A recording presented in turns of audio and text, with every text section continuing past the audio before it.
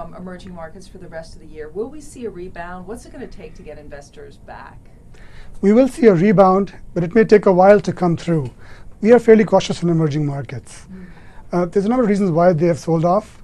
One is that commodity prices have come down in the past 2 years. A lot of these markets export commodities like Russia, Brazil, South Africa, and because of the weakness in commodity prices, they've been hit.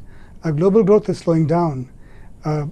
Europe has kind of impacted these markets quite a bit in terms of the exports to Europe, and so a lot of export-dependent markets like China and South Korea have slowed down. I think it's interesting too. I'm sure when you have unrest in places like Brazil and of course Turkey, it also might give some investors a little pause. It does, absolutely. So that's the negative, but let's focus on the positive, because you have looked around and you do think there are some areas that might perform better. So what are some of your favorite spots right now? We like some specific markets. For example, in Eastern Europe, because of the crisis in Western Europe, a lot of the markets sold off and became quite cheap. So we like, for example, Hungary, which is fairly valued, it's attractively valued, and also the currency there is somewhat undervalued. We also like Poland in Eastern Europe, which again is a cheap market, trading at a good valuation, to a very good dividend yield. And what else? In Asia, we like Thailand.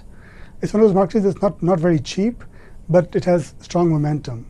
In fact, it's one of the few markets where the GDP growth is being revised upwards as opposed to downwards. And also we like South Korea, which has sold off because of a number of reasons. One is the global growth is slowing down, they tend to be an exporter and they're getting hit.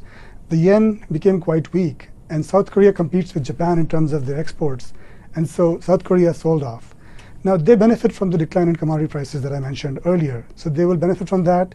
The valuations are quite cheap, and so we expect Korea to do well.